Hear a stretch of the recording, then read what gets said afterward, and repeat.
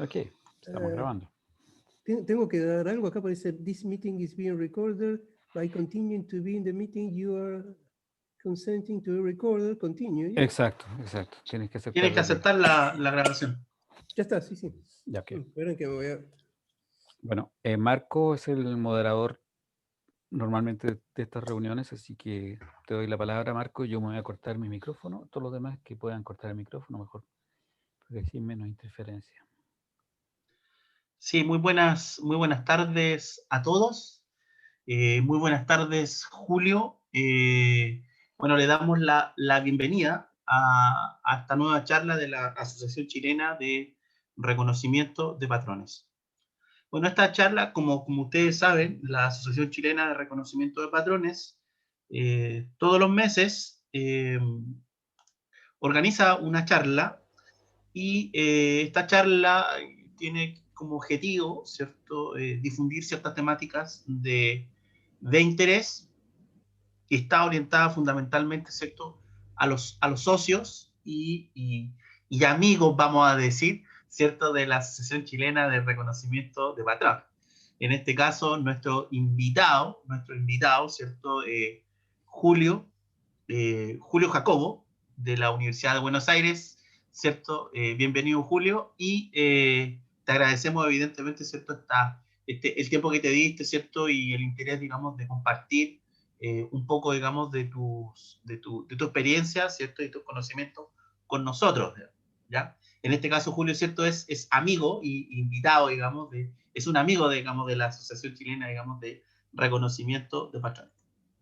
Bien, voy a comenzar, ¿cierto?, con un resumen de la charla, que se llama Clasificación utilizando Support Vector Machine. Dice, las Support Vector Machine, máquinas de vectores de soporte, proveen un modelo lineal para clasificación. Plantean un problema de optimización cuadrática con restricciones mediante en el cual se halla un separador lineal con margen óptimo, con el objetivo de mejorar la capacidad de generalización del mismo. En esta charla veremos el planteamiento teórico fundamental de este método para clasificación de dos clases separables y extensiones del mismo para casos no separables y para SVMs utilizando kernels.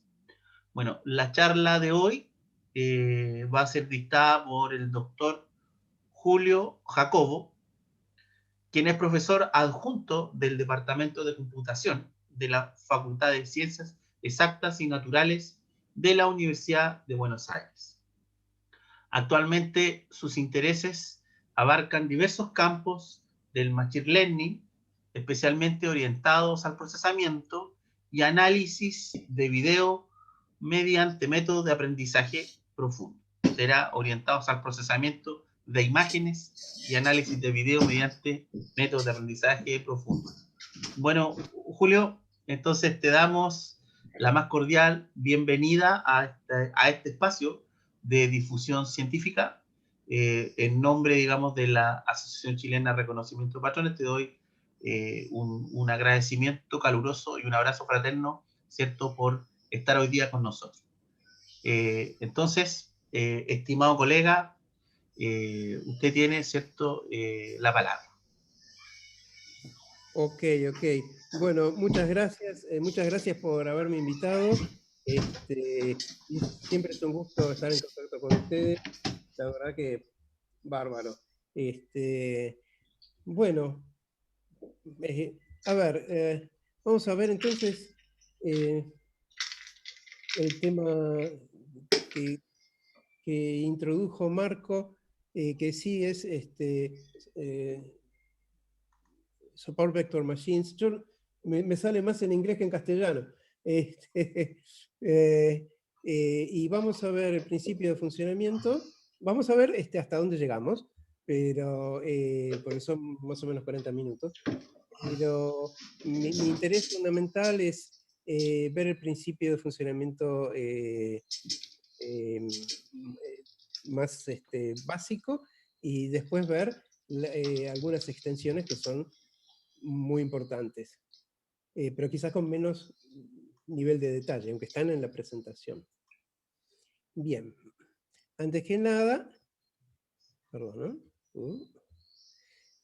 Voy a... perdón, tengo que... ya estoy compartiendo, ¿no? Sí, ya estoy compartiendo. Sí, Quiero decir cuál es la bibliografía utilizada. ¿Me están viendo, no? ¿Está todo bien? ¿Me sí, te escuchan? veo perfectamente, Julio. Perfecto. La bibliografía que yo utilizo en general para dar este tema son estos 4 libros.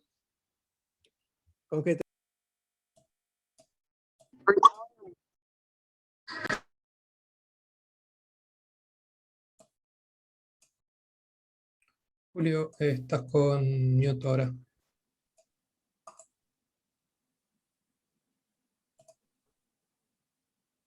Julio, estás muteado.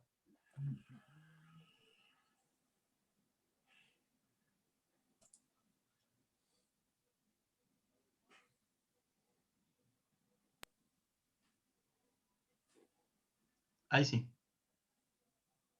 Bueno, no se escucha. ¿Ahora? Ahora sí. Perfecto. Bueno, estos son los libros.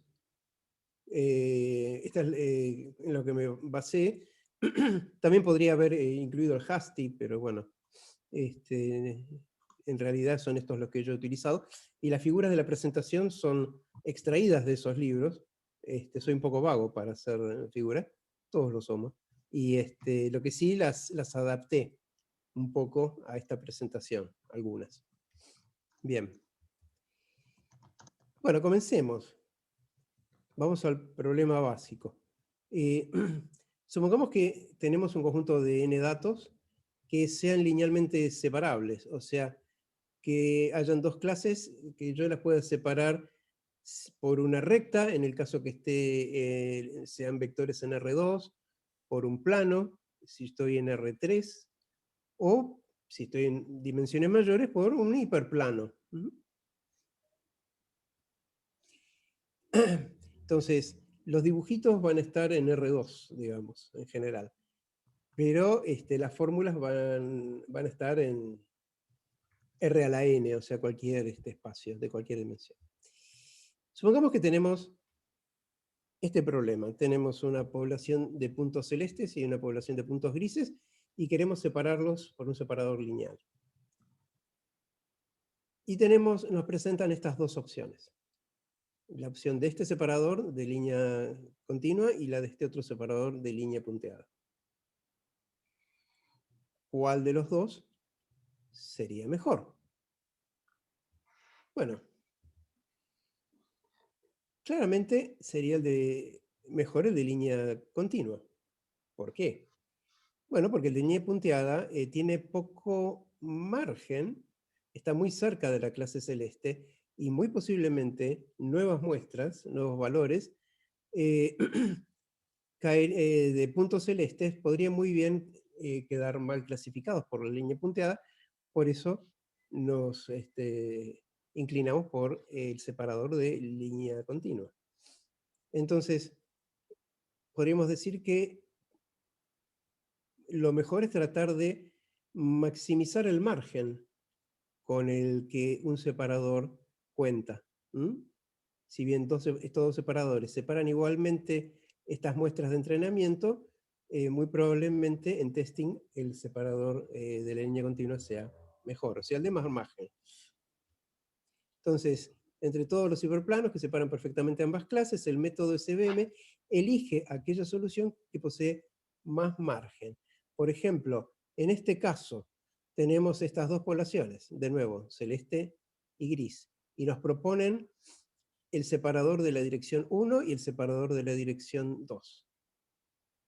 Bueno, el margen del separador de la dirección 2 es este indicado por Z2. En cambio, el margen del separador de la dirección 1 es este pequeño Z1. Obviamente, si nos da la elegir entre dirección 2 y dirección 1, nos quedamos con dirección 2.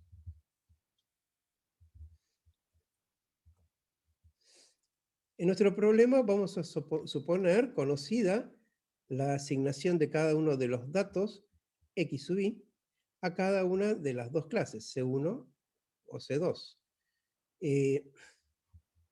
O sea, nuestro problema es un problema de clasificación supervisada. Vamos a codificar esta asignación mediante unas variables Y sub I, que van a ser tantas como puntos o vectores a clasificar tengamos, o sea, n mayúscula, y que van a tener dos valores posibles. Más 1, o sea, Y sub I igual a más 1, si la X sub I está en la clase 1, o menos 1, Y sub I igual a menos 1, si está en la clase C sub 2. Esto va a ser de suma utilidad en lo que vamos a ver ahora. Entonces, definamos el separador lineal, definirlo matemáticamente, entre ambas clases. Bueno, esto tiene una formulita acá muy chiquitita, pero ahora en el próximo slide la vamos a ver más grande y explicada. O sea, nosotros queremos una función g de x, donde x es cualquier punto del plano, una función g de x que igualada a 0 nos dé la frontera entre una clase y la otra. Entonces, todos los puntos cuyo g de x sea positivo estarían, por ejemplo, en C1, y los puntos x cuyo g de x sea negativo estarían en C2. Y la frontera se la vamos a asignar arbitrariamente a C1, pero bueno, eso es totalmente arbitrario. Entonces vamos a definir esta función g de x como w traspuesto por x más w0. Fijémonos que g de x es una función que va de r a la d, porque este vector está en r a la d, en R, o sea, el resultado de g de x es un escalar. W0 es también un escalar.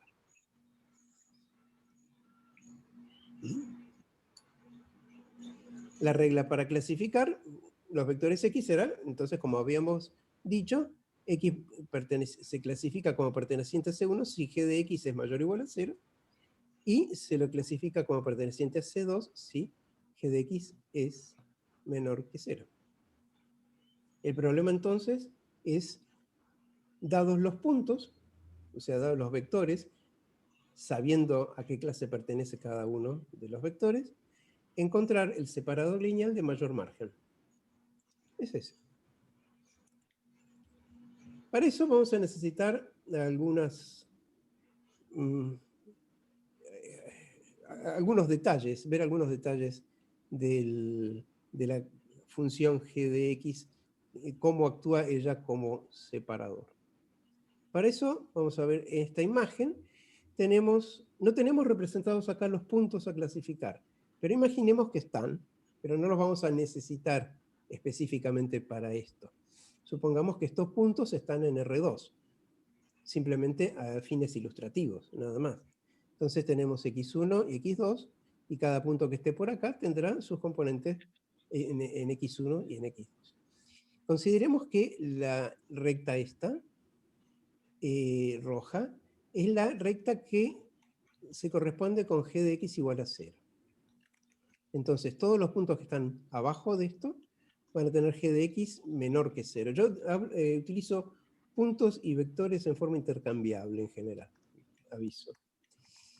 Y todos los puntos o vectores que estén arriba de esta recta tendrán g de x mayor que 0. Y los que están en la recta, obviamente, tienen g de x igual a 0. ¿Cuál es el significado del vector w que habíamos visto acá? ¿Qué significa geométricamente? Bueno, consideremos lo siguiente. Supongamos que consideramos dos puntos xA y xB.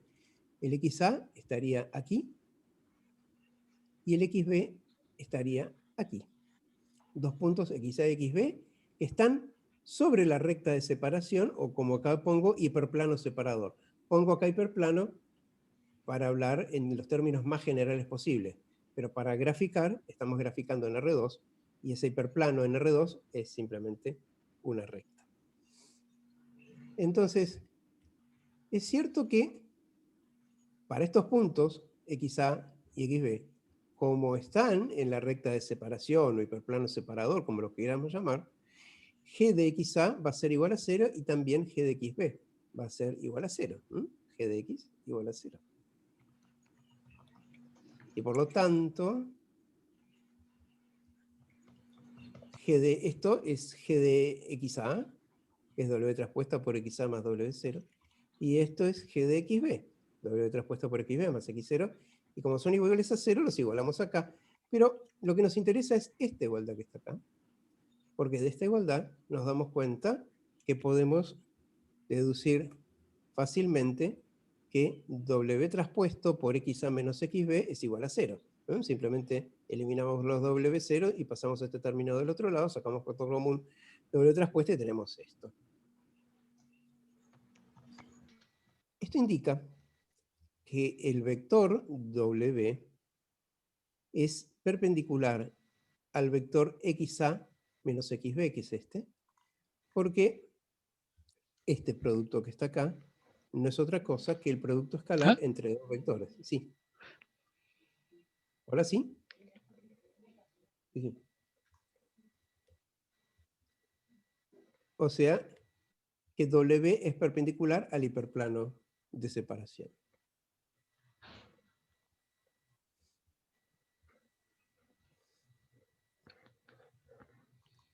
Por otro lado,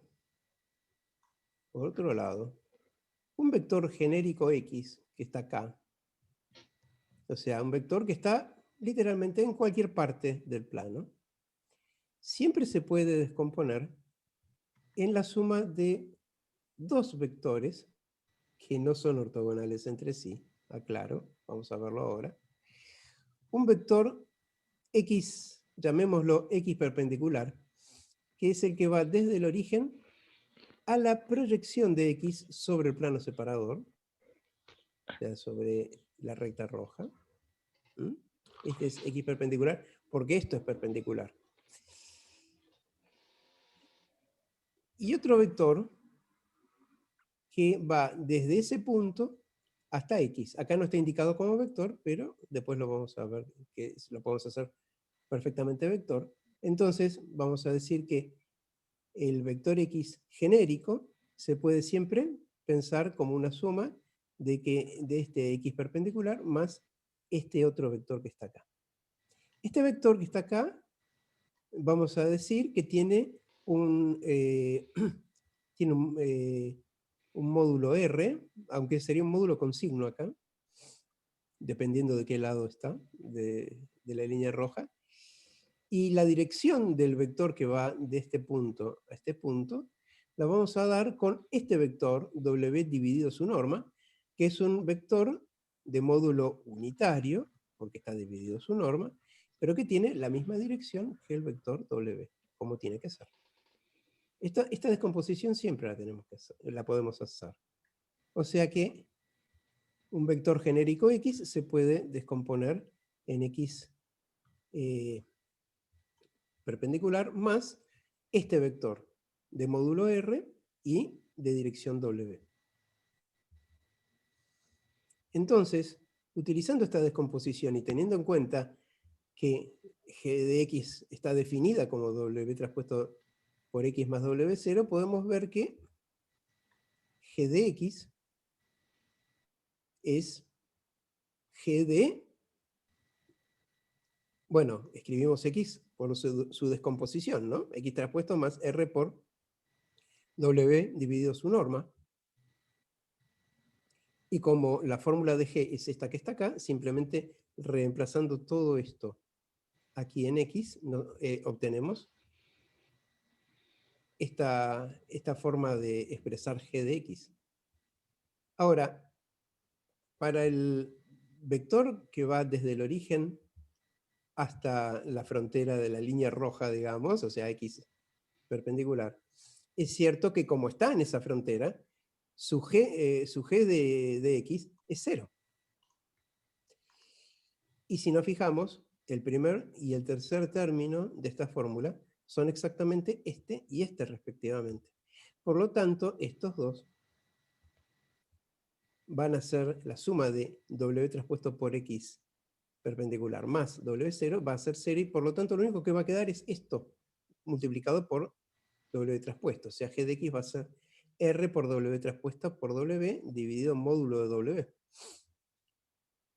Ahora, W traspuesto por W es módulo de W al cuadrado.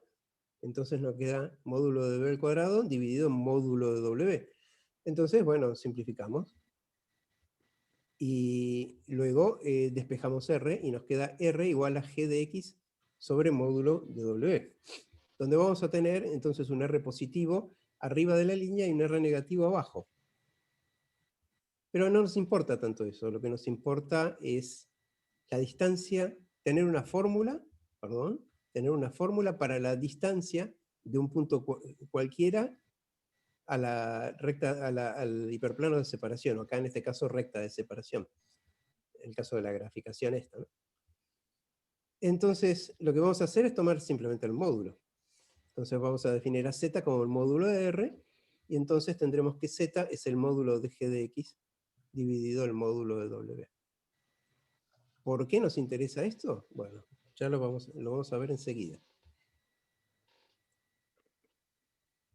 Pero antes de eso, veamos un poco cómo, digamos, cómo es este problema visto un poco en 3 dimensiones. A ver, en este caso, los puntos que queremos clasificar son, supongamos, estos verdes y azules. Por el momento no se fijen que acá hay puntos que estarían mal clasificados, porque eso, bueno, es cuestión del gráfico que yo extraje. Pero lo que nos interesa es lo siguiente. Si tenemos puntos a clasificar, que tienen esta forma, x1, x2, o sea, están en R2, para hablar de algo concreto, ¿no? Aunque esto es válido en general para cualquier dimensión. La función g de x, o sea, g de x igual a w traspuesto por x más w0, va a ser va a estar dada por este plano oblicuo. Piensen que este plano oblicuo es la graficación de g de x, que en este caso, en este ejemplo, es una función que va de R2 en R. O sea, una función que le asigna a cada punto del plano celeste, le asigna un valor real, que es la altura dada por en este caso, en este plano oblicuo. Entonces, los puntos verdes tendrán asignados valores positivos, y los puntos que están sobre la línea continua tendrán asignado 0, y los puntos que están, los puntos azules que están acá, por ejemplo, estos que están acá, tendrán asignados valores negativos. Supongan que, para no hacer lío, que en esta zona no hay ningún punto. Piensen que no hay ninguno acá, así sería el problema original perfecto. Ahora, entonces, cuando decimos g de x igual a 0, ¿qué estamos diciendo geométricamente? Estamos hablando de la intersección de este plano oblicuo de la g de x con el plano horizontal celeste del 0. Ahora, pensemos lo siguiente. ¿Qué pasaría si nosotros este plano oblicuo lo rotamos un poquito, o no un poquito, lo rotamos, alrededor, tomando como eje de rotación esta línea continua, que es la intersección del plano de la función con el plano horizontal celeste en 0. Bueno, si hacemos esa rotación, esa intersección, como es esa línea de intersección, como es una rotación alrededor de esa línea, la intersección va a seguir siendo la misma. O sea, la intersección del plano oblicuo con el plano celeste va a seguir siendo el mismo. Esta recta continua. Eso nos dice que no importa la inclinación del plano oblicuo, si proviene de una rotación alrededor de esta recta de intersección, la intersección va a ser siempre la misma. Pero la función g de x va a ser distinta. Entonces, para un separador concreto, vamos a tener muchas funciones posibles g de x, infinitas en realidad. Es un haz de planos. ¿Mm? Entonces, si nosotros queremos formalizar matemáticamente el problema de la separación óptima, en estos términos, nosotros no podemos tomar cualquier g de x, porque deberíamos decidirnos por una g de x en concreto. Y entonces, la g de x por la cual nos vamos a decidir es aquella para la cual los valores más cercanos a esta recta de separación son aquellos que, para esta clase, la clase gris, llamémosla, dan un valor de g igual a -1, y para la clase celeste dan un valor de g igual a +1.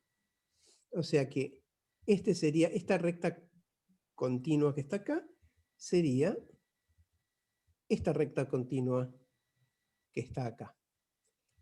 Y las rectas punteadas que están acá se corresponden con estas rectas que están acá. Entonces, la función g de x vale 0 acá, más 1 acá, menos 1 acá, y acá vale mayor que 1, y acá vale menor que -1.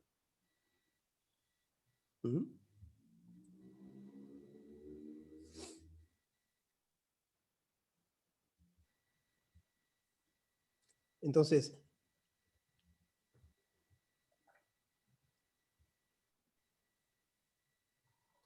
los valores, perdón, estos vectores que están, o sea, estos puntos que son vectores, que están acá, y estos que están acá, que están indicados con un círculo, son los que me van a determinar la posición de la recta o plano o hiperplano, como depende de la dimensión en la que estemos, separador entre las dos poblaciones. Y a estos que están acá, los llamamos vectores de soporte. O sea, los vectores de soporte son aquellos para los cuales la g de x vale -1 o +1. De esa manera, de todas las infinitas g de x posibles que podríamos elegir, elegimos esa para las cuales los vectores estos de soporte tienen g de x +1 o -1. Entonces ahora tenemos una sola g de x. Entonces, como para los vectores de soporte tenemos g de x +1 y -1, el valor de su distancia z al hiperplano de separación está dado por, bueno, z igual a, bueno, esta es la fórmula que ya teníamos, g de x en valor absoluto dividido el módulo de w. Esa es la distancia de un punto al plano separador. Pero ahora g de x en los puntos de soporte, en los vectores de soporte, ya sabemos que vale o +1 o -1. Por lo tanto, cuando x es de soporte, esto simplemente vale 1. Y acá llegamos a un resultado muy importante, que es, para maximizar el margen de separación, que es z, deberíamos minimizar el módulo de w. Pero alguien me diría, bueno, pero para minimizar el módulo de w, tomo w igual a 0. Bueno, pero no, porque la cosa no es tan sencilla. Tenemos que considerar las restricciones que nos imponen este esquema. Decir que, bueno, que acá no puede haber ningún punto, que acá esto tiene que valer -1 y acá +1. ¿Y cómo ponemos eso? Bueno, ¿cómo especificamos eso? Bueno, lo vamos a poner como condiciones de contorno. Las condiciones de contorno son que para todos los vectores de la clase celeste, llamémosla, el valor de g de x, que es esto, tiene que ser mayor o igual a más 1. Cuando es más 1, estamos en los vectores de soporte de esa clase. Y para la clase gris, el valor de g de x tiene que ser menor o igual a menos 1. Cuando estamos en menos 1, también estamos en los vectores de soporte de la clase C sub 2, para este separador, obviamente. Ahora, todo esto puede reducir, estas dos condiciones, se pueden reducir a una condición sola, utilizando esa codificación que vimos, a ver, de la pertenencia a una clase o a otra, que la teníamos, a ver, quiero, a ver si la tengo acá. Acá. Decíamos si pertenece a la clase celeste o C1 es más 1, y si pertenece a la clase gris, C sub i es menos 1. Bueno, perfecto. Entonces,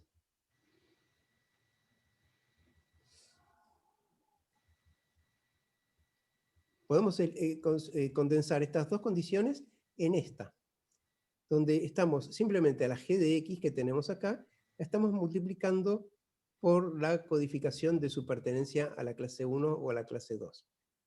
Veamos si esto funciona. Consideremos para la clase 1.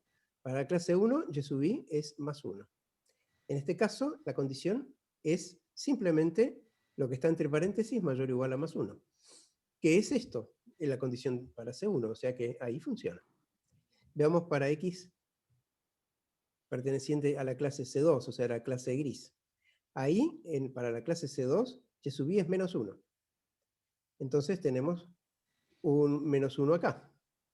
Multiplicando a ambos lados por menos 1, e invirtiendo el sentido de la desigualdad, nos queda entonces esta g de x menor o igual a menos 1. O sea que, efectivamente, con esta condición condensamos estas dos. Y entonces el problema puede plantearse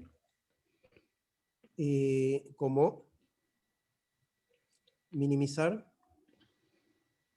esta función, que es el módulo de w al cuadrado. Este un medio se pone por cuestiones así de conveniencia para las cuentas, pero podría no estar, obviamente. Pero con todas estas condiciones, una por cada vector de los datos, de los n datos. Entonces, esto es un problema de optimización cuadrática con restricciones. Para encarar este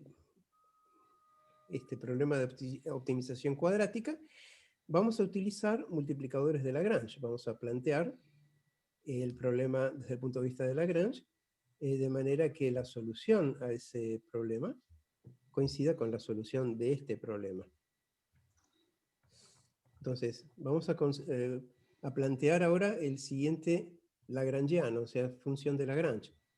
La anotamos con esta L caligráfica, y va a ser una función del vector W, que ya vimos, y del W0, y un nuevo elemento, que está acá, este es un vector, de multiplicadores de Lagrange. Entonces, este lagrangiano va a tener básicamente dos términos. Un término en el que es la función objetivo que se quiere minimizar, que esto es el módulo al cuadrado de W. Y otro término que en realidad es una suma de n términos, en la que cada uno de estos términos es un producto, el producto de un multiplicador de Lagrange, por este factor, donde este factor, si ustedes se fijan, proviene de pasar el 1 de este lado, y entonces que quede mayor o igual a 0. Entonces, esta condición escrita de esta manera, o sea, previa igualación a 0, o sí, a 0, es esto que está acá. Entonces, en el procedimiento de Lagrange, se escribe el lagrangiano, se deriva respecto de cada uno de estos parámetros, y cada una de esas derivadas se iguala a 0. Y de esa manera vamos a ver que obtenemos el W y el W0. No vamos a hacer derivada respecto de lambda, sino el W y W0. Entonces, derivando respecto de W e igualando a 0, nos queda esto. O sea, derivar el lagrangiano respecto de W, bueno, la derivada de este término nos queda W traspuesto. Eso depende de cómo definamos estas derivadas. En definitiva, esto es un, ¿cómo se llama? Un gradiente. Podríamos haberlo definido de manera que esto quedara sin el traspuesto. De hecho, no cambia absolutamente nada. Y la derivada respecto de W para esta sumatoria, bueno, hay que tomar cada uno de los sumandos y derivarlo respecto de W. Cuando derivamos cada uno de los sumandos respecto de W, lo que nos queda es lambda i, y sub i y x sub i. Y eso lo igualamos al vector nulo. Es un vector. Derivando respecto de W0, bueno, W0 no está acá, W0 está solamente acá. Y igualando a 0, nos damos cuenta que lo que vamos a tener es lambda i por yi por W0 en cada uno de los términos. Entonces simplemente nos queda sumatoria de lambda i por yi y nos queda igual a 0. Esto es estoy incluyendo acá las condiciones de... todos le decimos condiciones KKT, o sea, condiciones Karush, Kuhn y Tucker. Bueno, esto no lo estoy dando acá en esta clase porque eso sería motivo de otra clase, pero esas condiciones incluyen a lo que acabamos de ver y además a esta condición, que no la acabamos de ver, pero que es simplemente el producto de un multiplicador de Lagrange por su condición de contorno, y eso siempre es igual a 0. ¿Por qué es igual a 0 siempre? Bueno, eso habría que dar una clase, otra clase, más. Bueno, de estos dos resultados, o lo que es lo mismo, de estos dos resultados que están vueltos a escribir acá, fíjense lo que surge. De la primera, nos dice W es igual a esta sumatoria. Es una sumatoria en la que en cada término tenemos un multiplicador de Lagrange, después la codificación de la pertenencia a clase, y después el dato. Tenemos n sumandos. Y la otra condición es esta, que esta sumatoria de multiplicador por el valor que indica la dependencia de una de las dos clases, la sumatoria, sea igual a 0. Bueno. Ahora, utilizando estos dos resultados de la fórmula lagrangiana, vamos a ver qué es lo que obtenemos. Esta es la fórmula del lagrangiano.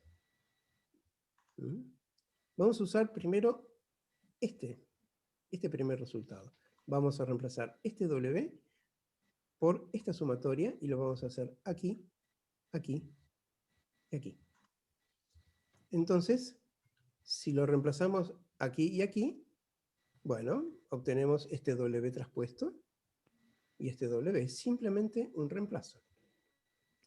Y ahora vamos a ver, si lo reemplazamos acá, vamos a obtener esto que era W traspuesto, ahora es esto que está acá. Ya tenemos este lambda i es este lambda i, este y sub i es este y sub i, no hay nada raro. W0, W0, menos 1, menos 1. Este es el xi y este es el xi. Operando un poco sobre este segundo término de la sumatoria, este que está acá, vamos a aplicar un poco de distributiva. Estas son cuentitas, no importa. Nos queda esto que está acá. Son cuentitas fáciles. Y acá tenemos que, bueno, esta sumatoria que está con lambda i y y sub i, como no depende de j, la podemos mandar acá. Y además este W0 lo podemos sacar de esta sumatoria.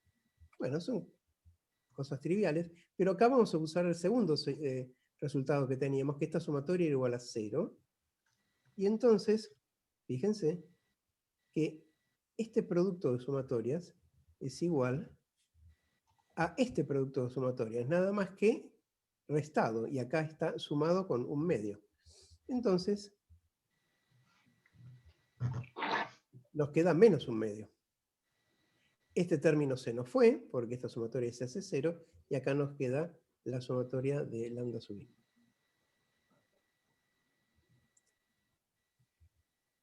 Entonces nuestro problema, o sea, ahora nuestro lagrangiano quedó de esta manera. Nuestro problema ahora se va a resumir a tomar lo que nos quedó. Fíjense que acá está escrito, o sea, está puesto de manera que sea lo positivo siendo restado por lo negativo, ¿no? Acá teníamos este producto de sumatorias, pero restado, al que se le suman los lambda, y acá vamos a tener la suma de los lambda menos un medio por el producto de las sumatorias, que nada más están escritas con las sumatorias llevadas a la extrema izquierda. Entonces tenemos estos términos. Y acá hay una cuestión fundamental que no vamos a ver porque ya sería motivo de una clase de por sí, que es que se puede probar que lo que hay que hacer en este caso es maximizar respecto de los lambda. Y eso es un programa de optimización que no es trivial. O sea, entender por qué se llega a esto es un problema de optimización cuadrática que merece una clase de por sí. Este es el problema llamado, esta formulación es llamada problema dual de Lagrange. No sé cómo es la mecánica en esto, no sé cómo estoy de tiempo, no sé si hay preguntas o no hay preguntas, eso yo, no sé, Julio, ustedes dirán. quedan Sí, aproximadamente 15 minutos y las preguntas vienen al final en general. perfecto, perfecto, ok. Yo te las voy a Bueno, hacer, Julio, porque yo te las leo desde el chat y las trato de ordenar. ok, perfecto. Bueno, si nos quedan 15 minutos, vamos a ver rápidamente los dos temas que nos quedan. Que tampoco los quiero llenar de fórmulas porque no es la idea, pero también está bueno tenerlas, por lo menos en una presentación, todas juntitas, y para el que lo quiera ver de ahí, yo creo que le puede servir. Entonces, bueno, acá, esto que vemos acá, ya es una fórmula, utilizaciones de las fórmulas que hemos visto recién, para calcular W0, pero es una cosa que se puede obviar en una primera leída. Veamos los otros dos temas conceptualmente. El primero de los dos que nos quedan es clases no separables. O sea, ¿qué pasa cuando yo tengo, que es lo más común, dos poblaciones que podrían ser separables linealmente, pero no. Hay algunos puntos que hacen que no sean separables linealmente.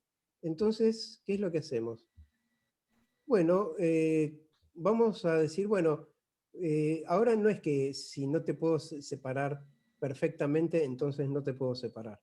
Ahora vamos a ver de separar y vamos a penalizar aquellos vectores que estén en los lugares donde no deberían estar o inclusive mal clasificados, pero no vamos a desechar esa solución, sino que simplemente la vamos a penalizar.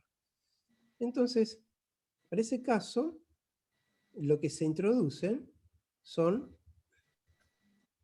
unas nuevas variables que se llaman slack variables en inglés o Yo las traduje como variables de holgura, que creo que es una buena traducción, que son estas variables indicadas por la letra griega xi.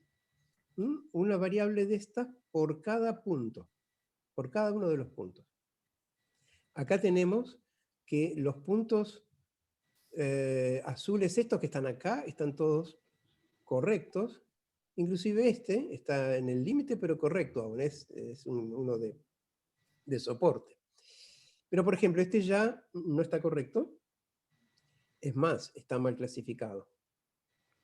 Y este también está mal clasificado. ¿Por qué? Porque quedaron a la derecha de la línea de separación.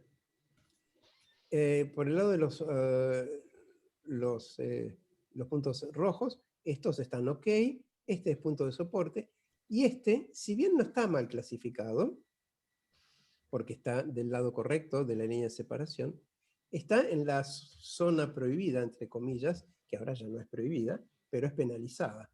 Entonces, todos los puntos van a tener un xi, que para los puntos que están correctos va a ser xi igual a 0, pero para los que no están correctos, ya sea porque están en la zona prohibida o directamente mal clasificados, van a tener un xi mayor que 0. Acá están representados solamente los xi mayores que 0. Entonces, para eso, bueno, acá ya habría que entrar en detalles de la formulación del problema. Quedemos no solamente con una sola cosa, es que si antes las condiciones de contorno eran la pertenencia a clase por la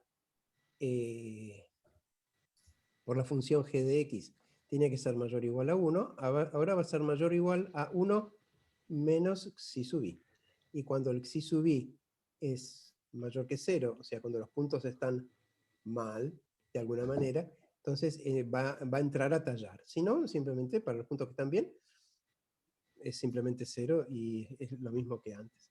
Bueno, entonces acá se hace toda una reformulación del problema en el que hay un hiperparámetro C que penaliza los puntos que están en offside, digamos. Cuanto C más grande tengamos, más los vamos a penalizar. Por ejemplo, acá tenemos dos casos, uno con C igual a 1 y otro con C igual a 500. Los puntos de la clase roja y de la clase azul son lo mismo. En cambio, cuando penalizamos poco el hecho de que haya puntos en offside, esta banda se hace bastante grande y tiene una cantidad de puntos que están en offside, y dice, ok, está bien, y me inclino por este separador. Pero si consideramos que estar en offside es algo que no está del todo, no está tan bien, digamos, o sea, está más mal que acá, perdón. Eso, por ejemplo, C500, entonces vamos a tener esta banda se va a hacer más pequeña y también va a cambiar de orientación, obviamente. Esto es toda la formalización del problema. Y después vamos directamente a clasificadores no lineales. ¿Qué pasa cuando no podemos separar con un plano o hiperplano? Por ejemplo, supongamos que tenemos este problema. Tenemos clase roja, clase azul. La clase azul concentrada aquí y la clase roja como si fuera una corona circular de la clase azul. No hay forma de ponerle acá una recta que los separe, y si fuera en más dimensiones, un plano o un hiperplano que los separe. Pero pensemos en 2 dimensiones. Ahora, esto lo podríamos separar si nosotros, cada uno de estos puntos, lo mapeáramos con una función phi de R2 en R3. Por ejemplo, si la función phi lo que hiciera a cada punto de coordenadas x1, x2, lo que hiciera fuera simplemente agregar una tercera coordenada proporcional al cuadrado de la distancia del punto, cualquier punto, por ejemplo este, la distancia al origen. La distancia al origen es x1 cuadrado más x2 cuadrado. O sea, esto sería el cuadrado de la distancia al origen. En ese caso, no lo tengo acá dibujado, pero imaginemos que cada punto de estos adquiere la tercera coordenada, entonces sale del gráfico, y los puntos rojos van a tener una coordenada más alta, porque están más lejos del origen, la tercera coordenada, ¿no? Y los puntos azules van a tener una tercera coordenada más baja. Entonces, con un plano horizontal, paralelo al plano de la figura, podríamos dividir ambas poblaciones. Entonces, un problema que no es linealmente separable en 2 dimensiones es linealmente separable en 3. Entonces ahí podríamos aplicar SVM o cualquier separador lineal. Entonces, no sé cómo estoy de tiempo ahora.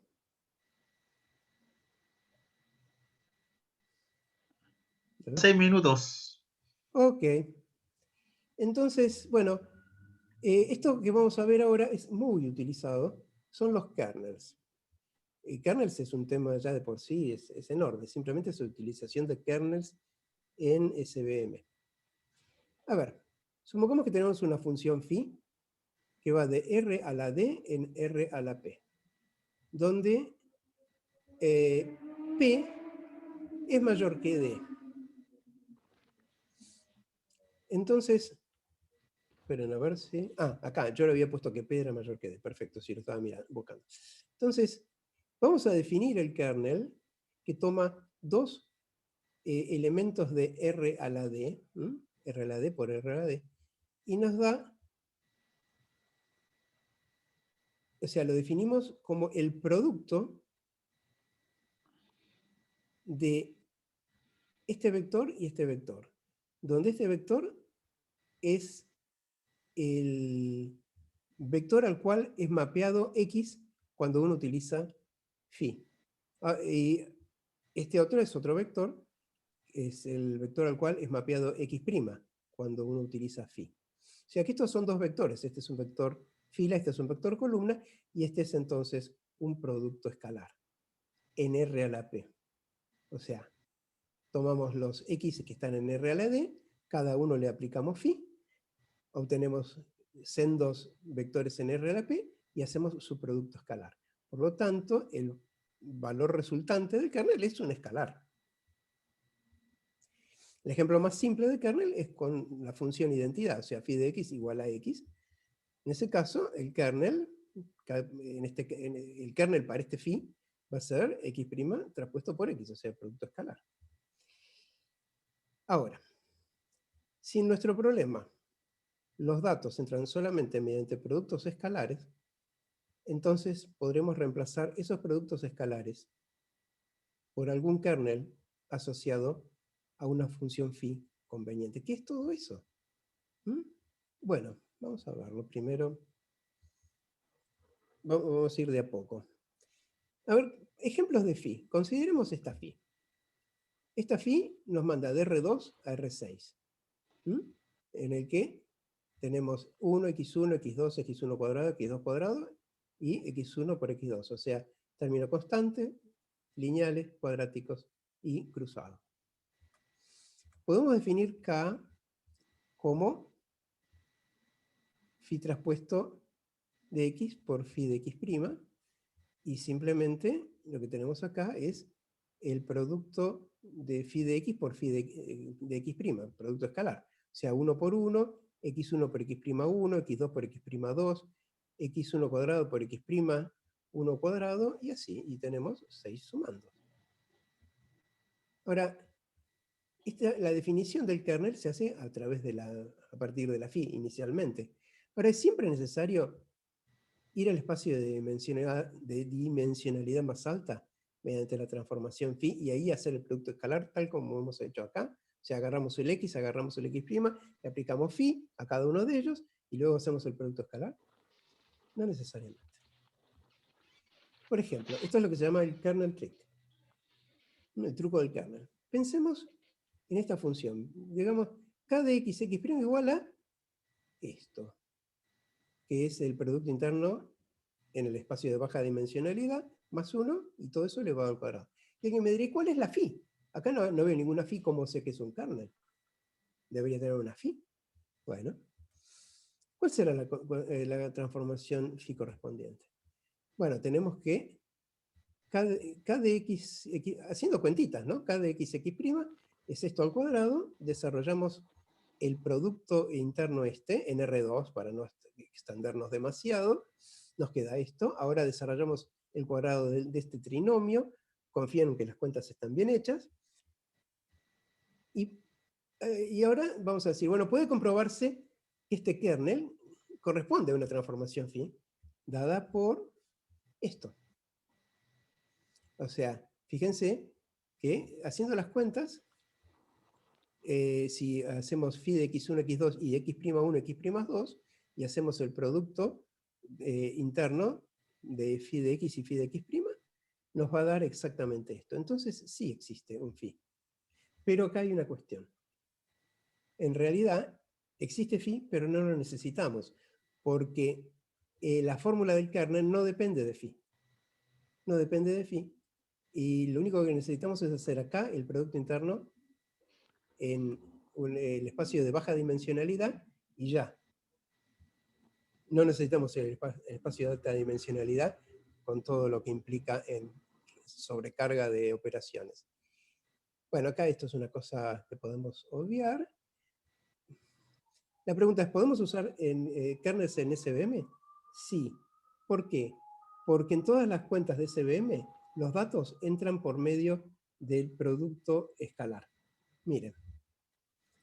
Acá, por ejemplo, si reemplazamos los x y xj por phi de xy y phi de xj, tenemos este producto. Esto es un kernel. Acá, en el clasificador, un clasificador es tomar el signo de la función g de x, pero acá va a ser función g de phi de x, porque lo estamos proyectando al espacio de alta dimensión. Bueno, haciendo cuentas nos queda esto, de nuevo, producto de los datos pasados por la función phi, producto escalar. Entonces, el producto escalar este es un kernel.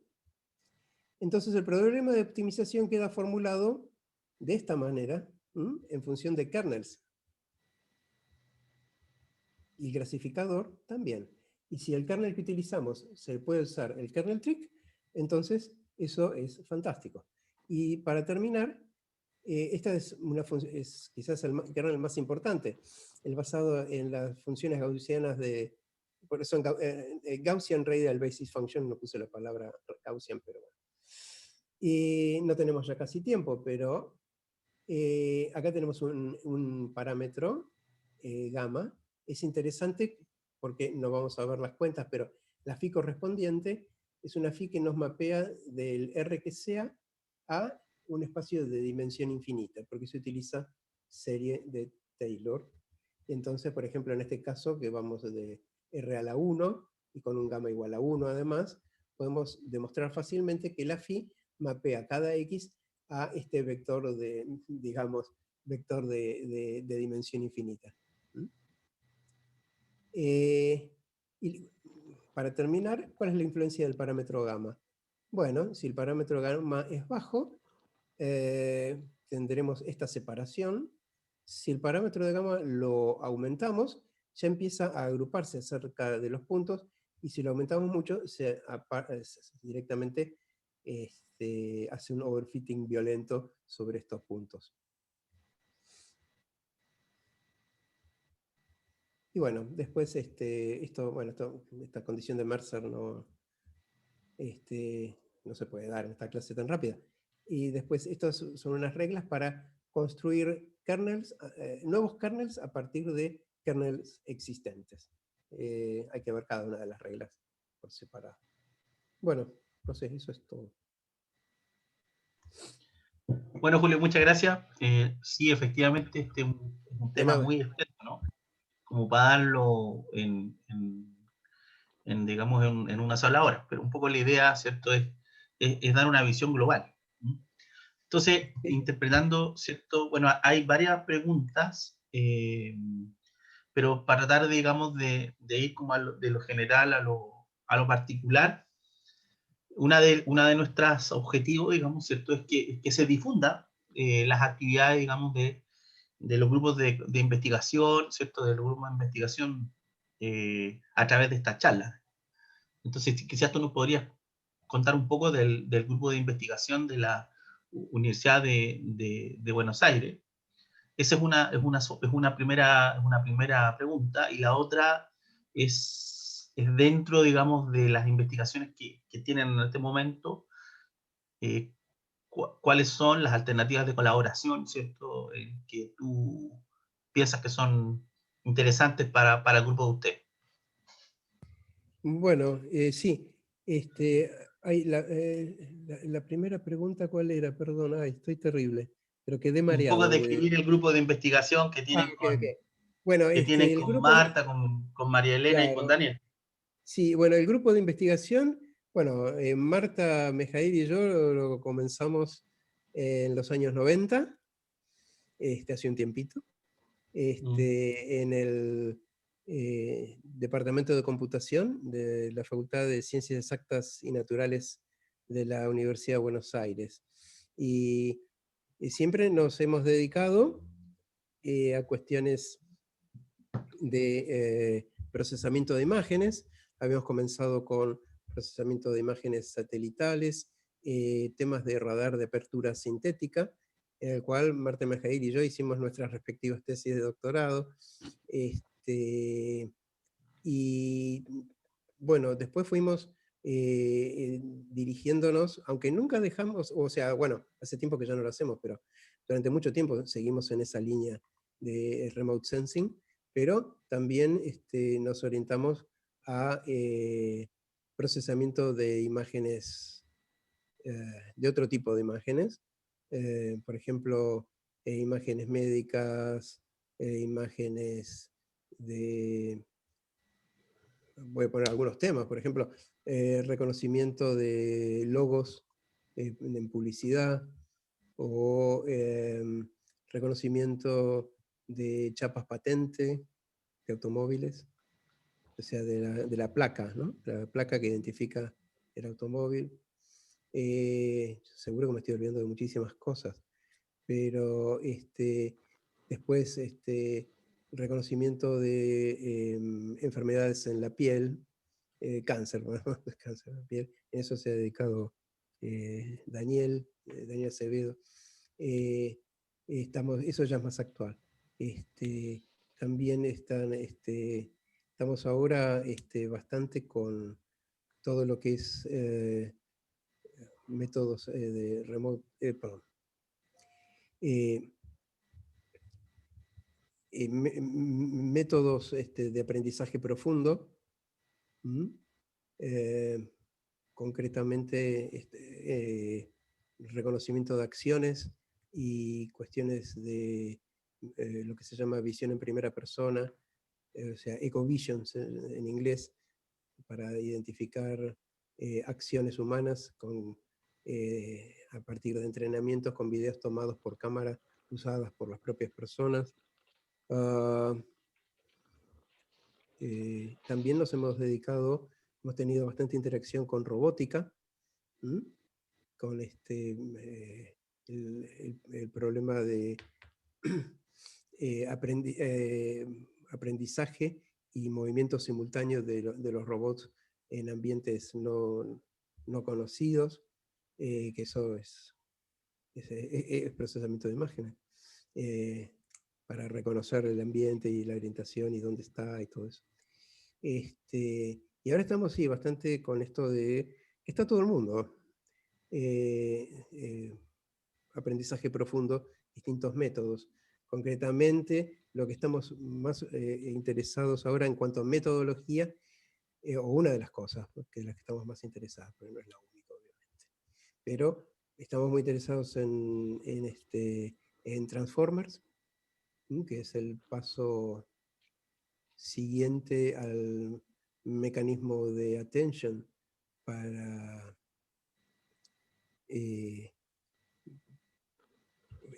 para trabajos con secuencias de datos. Concretamente, en este caso las secuencias serían videos. Pero el método de attention, como todos estos métodos de procesamiento secuencial, provienen de procesamiento de lenguaje. Nada que ver, aparentemente, ¿no? Pero sí es secuencial. Entonces, bueno, estamos haciendo esas cosas, temas en los que estamos interesados. Y bueno, por ejemplo, acá yo voy a hablar yo de una forma un poco personal también, en reconocimiento de de acciones con transformers, por ejemplo. Esa es una cosa que yo estoy interesado. Julio. Bueno, Sí. gracias. Bueno. Quisiera hacer aprovechando, digamos, que se da la oportunidad, ¿cierto? Decir también, ¿cierto? Que en este grupo están otros colegas que los mencionó, Sí. ¿cierto? La Sí, no, colega perdón, la mencioné a María Elena porque yo estoy a medio María Elena, Marta y a Daniel. y a Quisiera Daniel, yo y también manifestar un gran agradecimiento. también está Pablo Negri, que ha trabajado mucho con reconocimiento de caras, y bueno, eso. Bueno, yo quisiera manifestar un agradecimiento importante a este grupo de investigación. Son personas, quisiera decirlo, ¿no? Que creo que es la oportunidad, son personas muy generosas y muy amigables. Puedo decir que yo estuve en parte importante digamos, de mi carrera, he tenido la oportunidad, digamos, de compartir con ellos, ¿no? Y no solamente me enseñaron a tomar mate, sino que otras cosas más, digamos, ¿no? Así que Está bien. la verdad es que yo puedo dar fe, digamos, de que son personas muy generosas, digamos, muy generosas, y eso yo creo que se valora mucho. Y Pero ustedes también también. ahí al profesor Alejandro Freire, que acaba de poner unas felicitaciones por la excelente presentación. Podría decir que mi acercamiento, digamos, a este interesante grupo humano, a este grupo de personas, un poco se debe a él. Así que, bueno, gracias por participar en esta charla, Alejandro. Bueno, ahí vamos a otras preguntas que son Sí. un poco más técnicas, ¿no? Sí. Dice, el problema de optimización cuadrática con multiplicadores Lagrange, es decir, el método de entrenamiento de la SVM, ¿cómo se comporta respecto del tiempo? ¿Qué es lo que se demora más en el algoritmo? Y por lo tanto, ¿está preparado este clasificador para tratar millones de datos?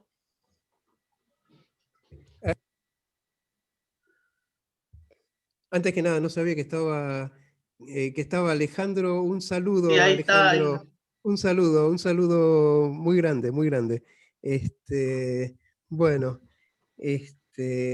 bueno, a ver, hay distintas implementaciones de SVM. Por ejemplo, acá me lo tengo anotado porque si no, no me acuerdo. Pero, por ejemplo, hay una implementación Linear SVC basado en una librería que se llama LibLinear. Es una implementación que es del orden del producto de la cantidad de puntos por la dimensión del espacio en el que viven esos puntos. Lo que la hace bastante atractiva, pero no soporta el kernel trick. Ya. Eso no. Después hay otra, la SVC, basada en libsvm, que sí soporta el kernel trick, pero que en performance, bueno, la performance está entre la cantidad de puntos al cuadrado por la dimensión a el cubo de la cantidad de puntos por la dimensión. Con lo cual se adapta más a, digamos, problemas más chicos. Pero tiene lo del kernel trick. Entonces, esos son los órdenes de magnitud de lo que cuesta el entrenamiento, digamos. Ya, perfecto.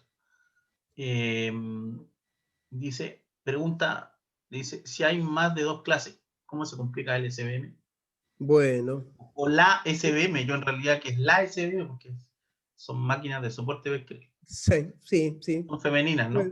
Sí, la verdad que sí. Bueno, a ver, esto estaba planteado solamente para, en esta clase, está planteado solamente para dos clases.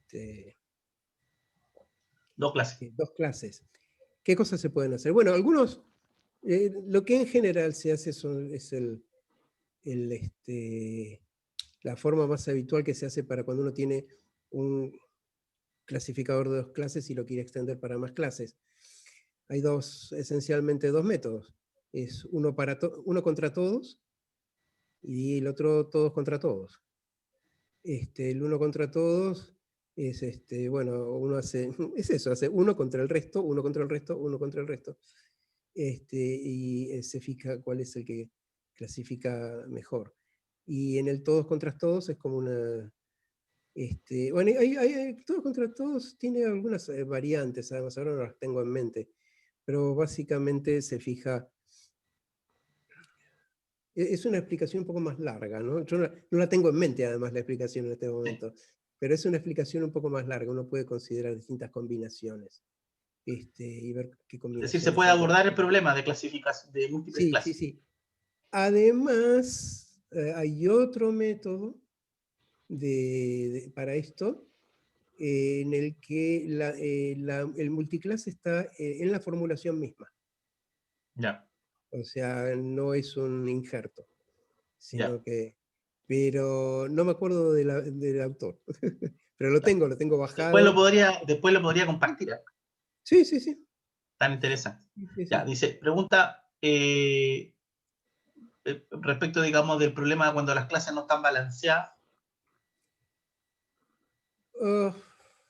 Sí, eso, la verdad que no lo tengo demasiado claro eso. Yo trataría de que estén balanceadas. O sea, Ya. restringiendo a lo mejor la cantidad de datos de una.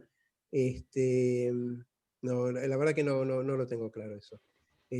Yo trataría de evitar el problema, yo.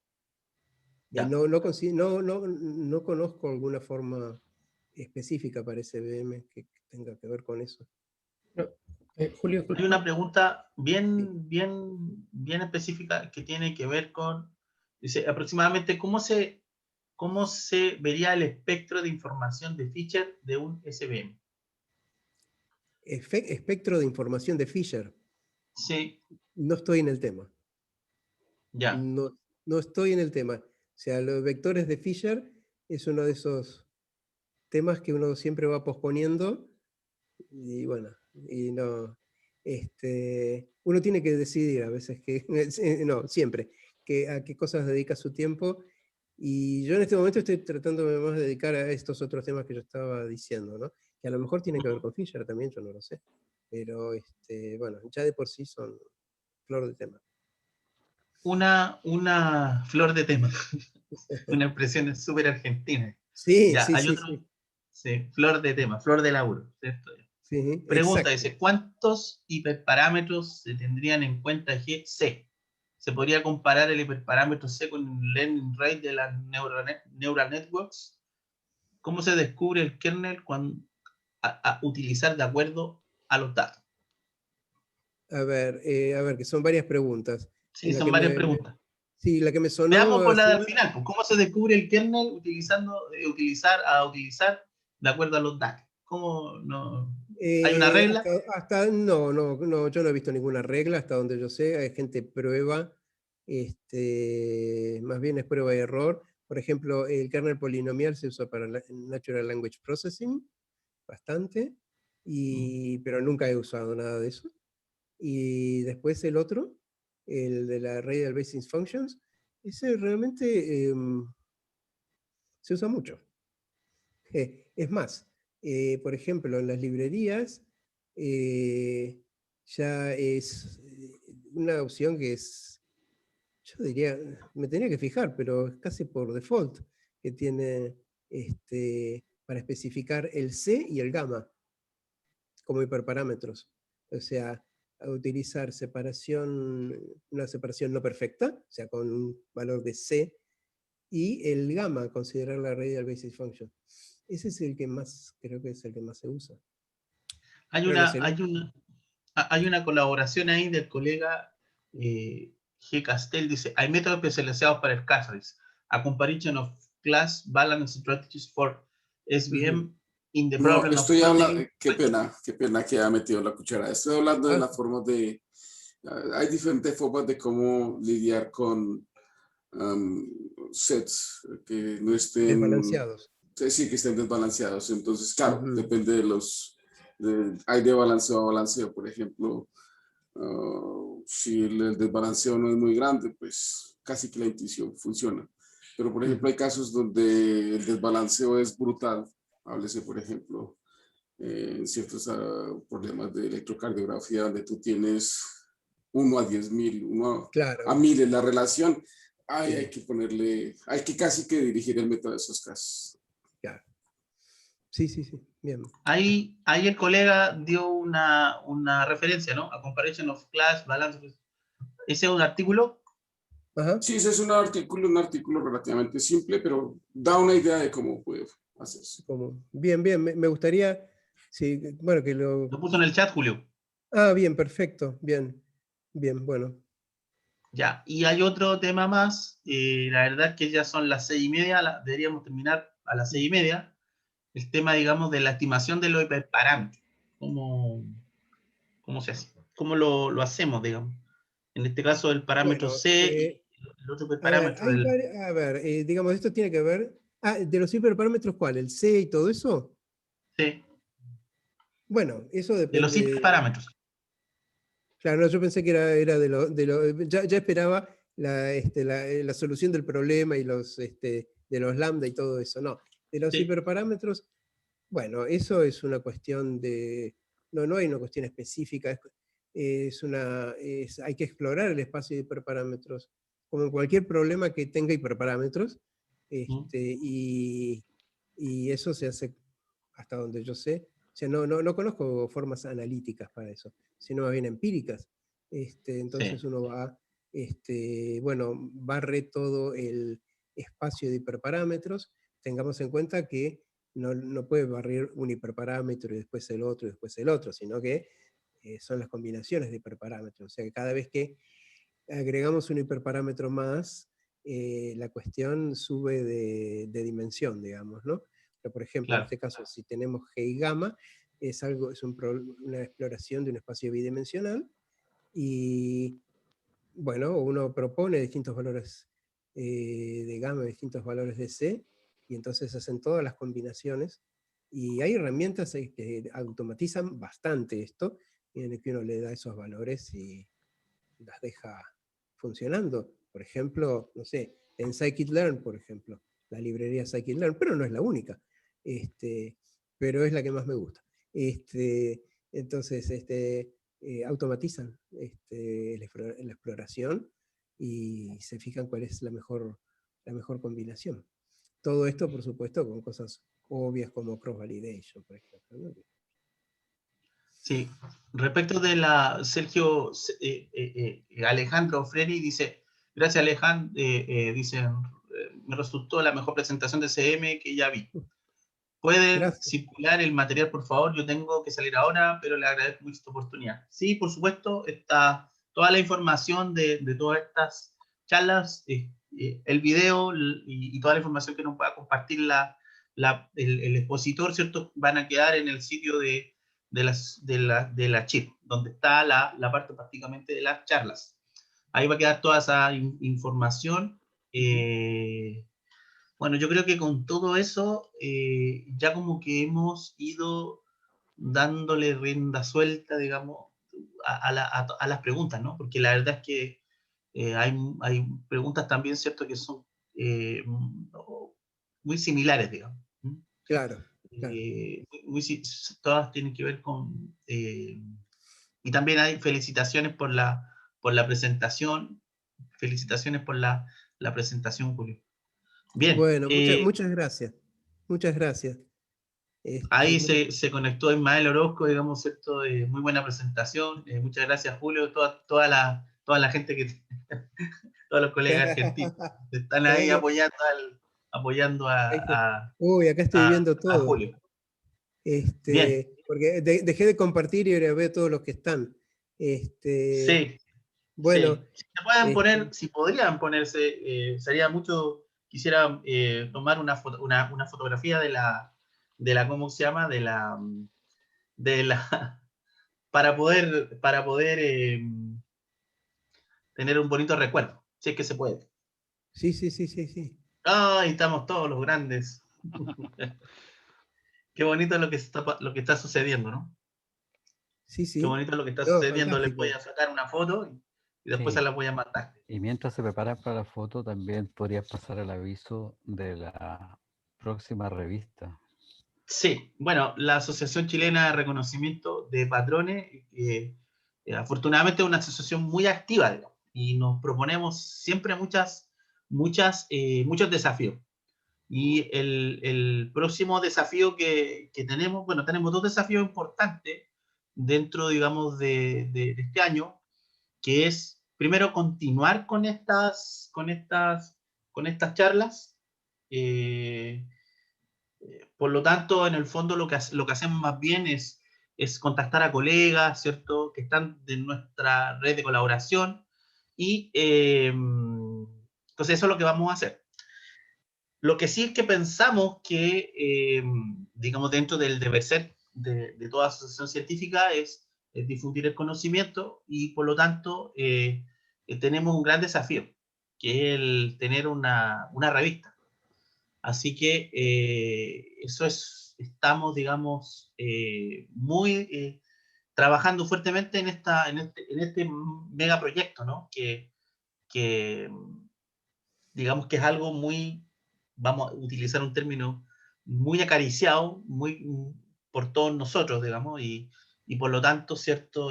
Vamos a comenzar una revista que no necesariamente es de la asociación, sino que en el fondo que se va a hacer en colaboración con otros colegas, digamos, de Sudamérica, de Latinoamérica en general. ¿Ah? Así que esa es una meta que tenemos, ¿cierto? Y que seguramente en algún momento les vamos a solicitar, colegas, ¿cierto?, a todos ustedes ciertas colaboraciones. Sergio está, y esa es una de las metas que tenemos ahora. Y también, para poder difundir el trabajo en español, es que nos hemos propuesto no solamente tener una conferencia, la conferencia internacional que tiene la Asociación Chilena de Reconocimiento de Patrones, que muchos de ustedes ya han participado, ¿cierto? Incluso hasta en el extranjero. Queremos hacer en diciembre de este segundo semestre un simposio que sea en español, ¿ya? Y que evidentemente es para, ¿cierto?, ir trabajando también en nuestro idioma y para reforzar los lazos de fraternidad y compañerismo que tenemos entre todos. Así que eh, este simposio en español queremos hacerlo inmediatamente, tanto con la colaboración, o colaborando más bien, con colegas de otros países. Entonces vamos a tener en el comité organizador colegas de todos lados, para que sea una bonita, digamos, actividad, ¿cierto? Y que sea una actividad colaborativa, digamos, ya de un grupo de colegas que nos venimos conociendo hace mucho tiempo, ¿cierto? Y que yo creo que estamos en posibilidades, digamos, de tener este simposio eh, para la comunidad científica, para nuestras comunidades científicas. Así que para nuestros estudiantes y para poder compartir nosotros mismos. Sergio, no sé si tienes otro aviso. ¿Cómo va No, la conferencia el único aviso es nacional? la Conferencia Internacional de Sistemas de Reconocimiento de Patrones, que va a ser en junio y va a ser en Francia. Lo estamos alternando entre Europa o el resto del mundo y Chile. Y así que a preparar los papers. ¿Sí? Esta vez esperamos contar con el patrocinio de la IEEE, así que yo supongo que eso va a tener inclusive mayor convocatoria. ¿Okay? Va a ser una conferencia híbrida porque queremos continuar la posibilidad de hacer las cosas en línea, sobre todo porque le da la oportunidad a la gente que de otra manera no podría viajar por asuntos económicos o de salud a lugares muy lejanos. ¿Okay? Entonces va a ser una mezcla entre presencial y en línea, y ya tenemos alineado, creo que a 4 keynotes Creo que todos ellos son fellows de la IAPR, sí son gente bastante conocida. Ujú. Eso fue. Bien, Muchas gracias. Sergio, no sé si existen alguna otra. Simplemente, por último, ¿cierto? Agradecer a Julio y agradecer a María Elena y a Daniel, y en el Sí, fondo que todos están detrás, a Daniel, ¿cierto? Y María Elena están, sí. y Qué obviamente a loco. Ismael, ¿cierto? Están todos detrás de Julio, ¿no? Ellos son un equipo Sí. de Oh, personas que está no. bien afiatado. Estamos todos juntos. Estamos todos Están todos juntos. juntos, están todos juntos, Sí, lo sé. además me ayudaron ahora para esta charla, para testearla y para ver qué cosas no se entendían. Y no solamente te ayudaron, sino que te propusieron, además. Sí, no, sí, totalmente, totalmente, totalmente. No, sí, Ya, obviamente, obviamente, ya, obviamente. colegas, la verdad ha sido un bonito, una bonita oportunidad, ¿no? ¿Cierto? De compartir con ustedes, de verlo, digamos, de verlo en estas cosas que son bien interesantes para nosotros. Así que no sé si dejamos de grabar. ¿Quién estaba con la grabación?